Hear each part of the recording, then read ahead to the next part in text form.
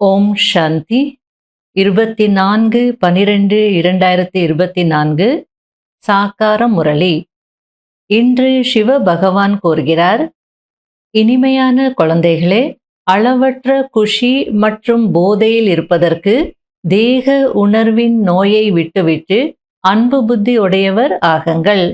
தன்னுடைய நடத்தையை திருத்திக் கொள்ளுங்கள்.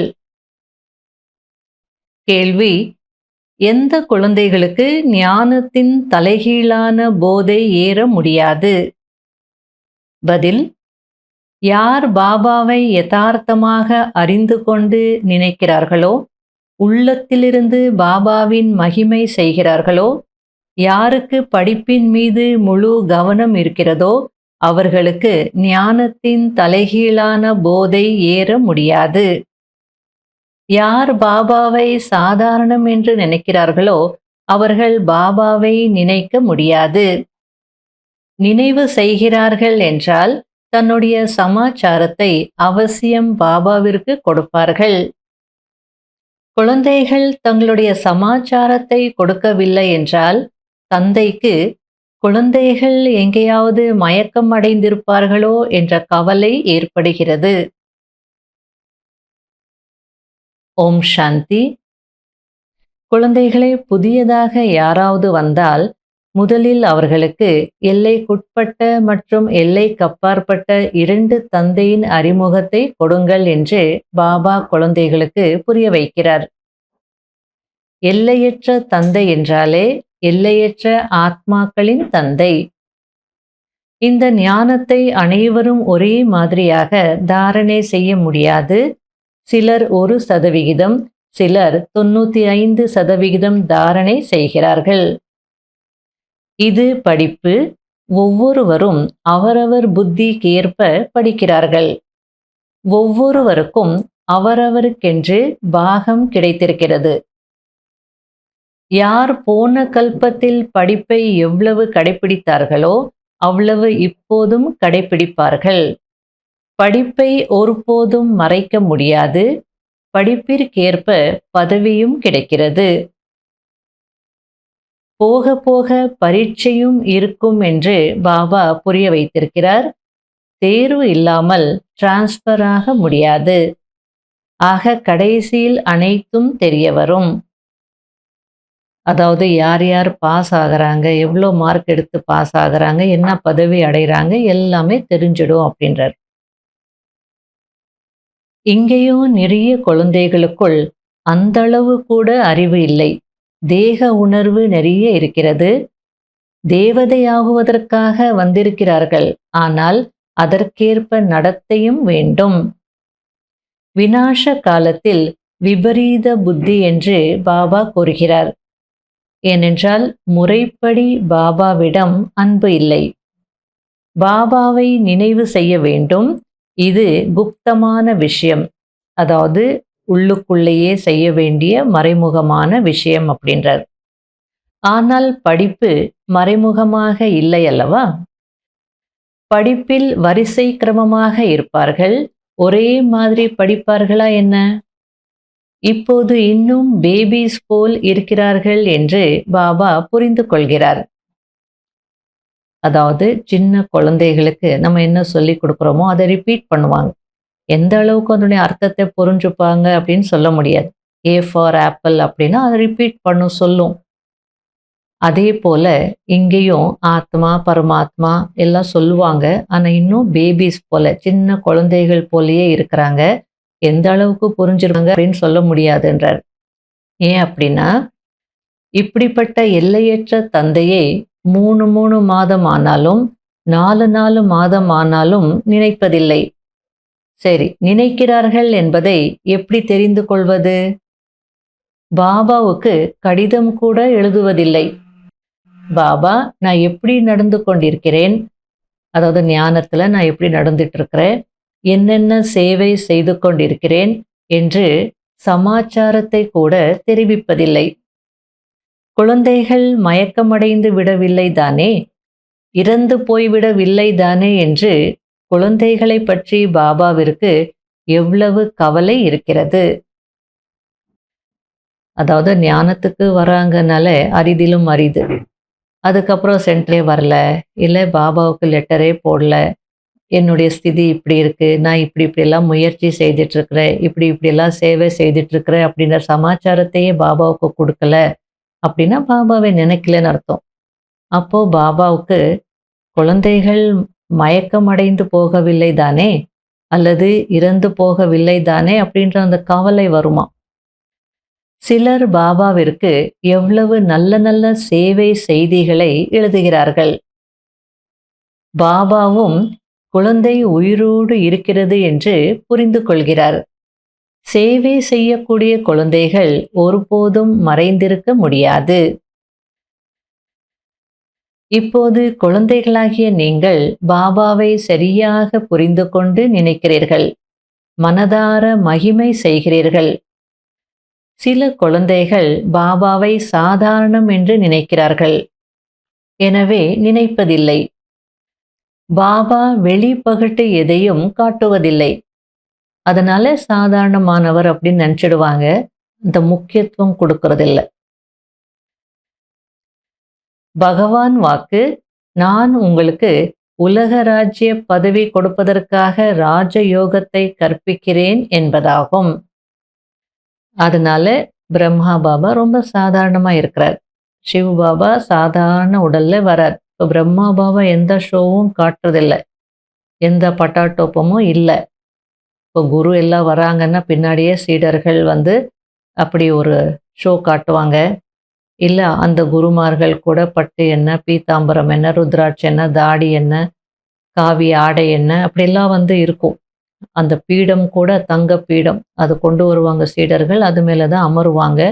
அப்படிலாம் செய்யும் போது ஒரு பெரிய ஆள் அப்படின்னு எல்லாரும் நினைப்பாங்க. ஆனால் பிரம்மா பாபா எவ்வளோ சாதாரணமாக இருக்கிறார். ஆகையால பாபா சொல்றார், என்னை சாதாரணமாக நினச்சிடுவாங்க. ஏன்னா நான் இந்த சாதாரண பிரம்மாவுக்குள்ள வரேன். ஆனால் பகவான் வாக்கு, இந்த சாதாரண உடலுக்குள்ள வந்தாலும் நான் உங்களுக்கு உலக ராஜ்ய பதவி கொடுப்பதற்காக ராஜயோகத்தை கற்பிப்பதற்காக வந்திருக்கிறேன். அதனால புரிஞ்சுக்கோங்க அப்படின்றார். பாரதம் சொர்க்கமாக இருந்தது, இப்போது நரகமாக இருக்கிறது. இது கலியுகம். இதை சொர்க்கம் என்று சொல்ல முடியாது. யாருக்காவது துக்கம் ஏற்பட்டால் நரகத்தில் இருக்கிறார்கள் என்று சொல்லுவார்கள். யாருக்கு சுகம் இருக்கிறதோ அவர்கள் சொர்க்கத்தில் இருப்பதாக சொல்வார்கள். இதுபோல் நிறைய சொல்கிறார்கள். அதாவது துக்கத்தில் இருக்கும் மனிதர்கள் நரகத்தில் இருக்கிறார்கள். நாங்கள் மிகவும் சுகத்தில் இருக்கிறோம். மாட மாளிகைகள், கார் போன்றவைகள் இருக்கிறது. சொர்க்கத்தில் இருக்கிறோம் என்கிறார்கள். சத்யுகமும் கலியுகமும் ஒன்றுதான் என்று நினைக்கிறார்கள். ஒவ்வொரு விஷயத்தையும் நன்கு தாரணை செய்ய வேண்டும். யாராவது வந்து கேட்டால் அதிசயப்படுவார்கள். ஒரு சிலர் அதிசயப்படுகிறார்கள். ஆனால் முயற்சி செய்வதற்கு நேரம் இல்லை என்று சொல்கிறார்கள். பிறகு அவசியம் தூய்மையாக வேண்டும் என்பதை கேட்கிறார்கள். காம விகாரத்தை அவர்களுடைய சொத்தாக நினைக்கிறார்கள். அதனால ஞானத்தை கேட்டு அதிசயப்பட்டாலும் அவங்களால கடைபிடிக்க முடியாது. ஏன்னா அவங்க காம விகாரத்தை விடணும்னு நினைக்கிறதில்ல. ஆகையால் அந்த வார்த்தையை சொல்வதில்லை. அதாவது கீதையில காம்ஜீத் ஜெகஜீத், காமத்தை வென்றால் உலகத்தை வென்றவர் ஆகலாம் என்று இருக்கு. ஆனா யாரும் சொல்றதில்லை அப்படின்றார் பாபா. மனதை வசப்படுத்துங்கள் என்று மட்டும் சொல்கிறார்கள். மனதை வென்றால் உலகத்தை வென்றிடலாம் அப்படின்னு சொல்றாங்க. குறிப்பா அந்த வார்த்தை காம விகாரத்தை ஜெயிக்கணும்ன்றது யாரும் சொல்றதில்லை. ஆத்மா ஷரீரத்தில் வரும்போது மனிதன் என்கிறோம். கர்மம் செய்வதற்காக ஷரீரம் கிடைக்கிறது. ஆத்மா ஒரு ஷரீரத்தை விட்டு இன்னொரு ஷரீரத்தை கர்மம் செய்வதற்காக எடுக்கிறது. எப்போது ஷரீரத்தில் இல்லையோ அப்போதுதான் அமைதி அடைகிறது. நல்லது. இனிமையிலும் இனிமையான காணாமல் போய் கண்டெடுக்கப்பட்ட செல்ல குழந்தைகளுக்கு மாத் பிதா பாப் தாதாவின் அன்பு நினைவுகள் மற்றும் காலை வணக்கம். ஆன்மீக குழந்தைகளுக்கு ஆன்மீக தந்தையின் நமஸ்காரம். கடைபிடிக்க வேண்டிய முக்கியமான சாராம்சம். முதல் பாயிண்ட், தன்னைத்தான் சதா பாதுகாப்பாக வைத்திருப்பதற்கு ஞான சிந்தனை கடலை கடைவதில் புத்தியை பிஸியாக வைத்திருக்க வேண்டும். சுயதர்ஷன சக்கரதாரி ஆக வேண்டும். வீணான விஷயங்களில் தன்னுடைய நேரத்தை இழக்க கூடாது. இரண்டாவது பாயிண்ட், தந்தை ஷரீரத்திலிருந்து விடுபட்டு இருப்பதற்கான படிப்பை என்ன படிப்பிக்கிறாரோ அதை படிக்க வேண்டும். மாயாவின் தாக்கத்திலிருந்து தப்பிப்பதற்கு தன்னுடைய நிலையை ஆடாமல் அசையாமல் வைத்துக்கொள்ள வேண்டும். வரதானம், பிரம்மா தந்தைக்கு சமமாக லட்சியத்தை லட்சணத்தில் கொண்டு வரக்கூடிய கண்கூடான சாம்பிள் ஆகி அனைவருக்கும் ஒத்துழைப்பு கொடுப்பவர் ஆகுங்கள். எப்படி பிரம்மா தந்தை சுயம் தன்னை ஒரு எக்ஸாம்பிள் ஆகுவதற்கு கருவியாக ஆக்கிக் கொண்டாரோ, யார் செய்கிறாரோ அவர்தான் அர்ஜுனன் என்ற இந்த லட்சணத்தை சதா லட்சியத்தில் கொண்டு வந்தார். அதன் மூலம் நம்பர் 1 ஆனார். எனவே அதேபோல் ஃபாலோ ஃபாதர், தந்தையை பின்பற்றுங்கள். கர்மத்தின் மூலம் சதா வாழ்க்கையில் குணமூர்த்தியாகி கண்கூடான எடுத்துக்காட்டாகி மற்றவர்களுக்கு சுலபமாக குணங்களை தாரணை செய்வதற்கான ஒத்துழைப்பு கொடுங்கள். இதற்குதான் குணதானம் என்று சொல்வார்கள்.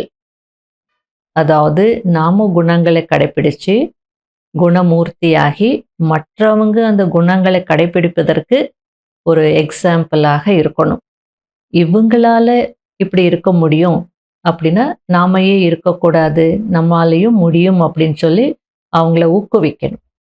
இதுக்கு தான் பேரு குணதானம் செய்வது. தானம் என்பதின் பொருளே ஒத்துழைப்பு கொடுப்பது.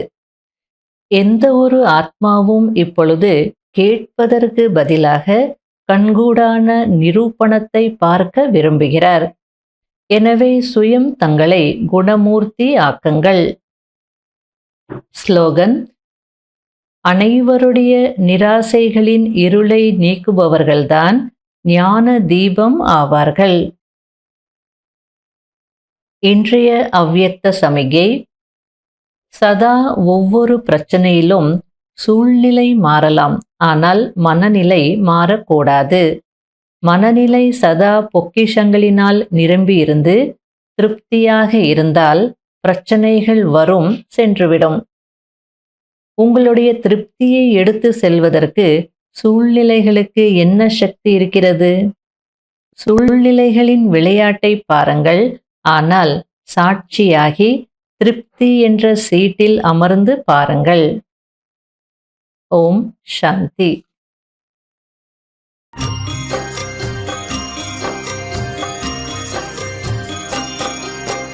பாபா உஞ்ஞானத்திலே மூழ்கிடுவேனே, மூழ்கி தினமும் முத்தெடுத்து முடிசூடுவேனே. பாபா உஞ்ஞானத்திலே மூழ்கிடுவேனே, மூழ்கி தினமும் முத்தெடுத்து முடிசூடுவேனே. நரகமாமே உலகை சொர்க்கமாய் மாற்ற, சொர்க்கத்தில் நான் சென்று உலகத்தை ஆள. பாபா உன் சொல்படியே நாளும் நான் நடந்தே எதிர்கால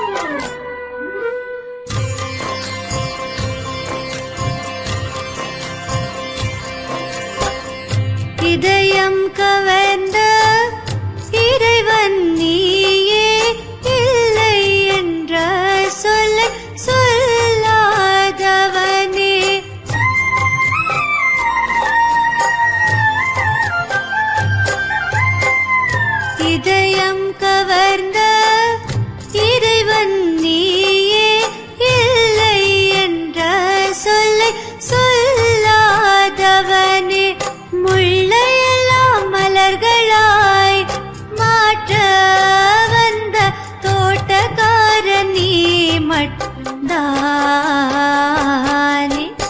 பாபா உன் ஞானத்திலே மூழ்கிடுவேனே மூழ்கி தினமும் முத்தெடுத்து முடிசூடுவேனே பாபா உன் ஞானத்திலே மூழ்கிடுவேனே மூழ்கி தினமும் முத்தெடுத்து முடிசூடுவேனே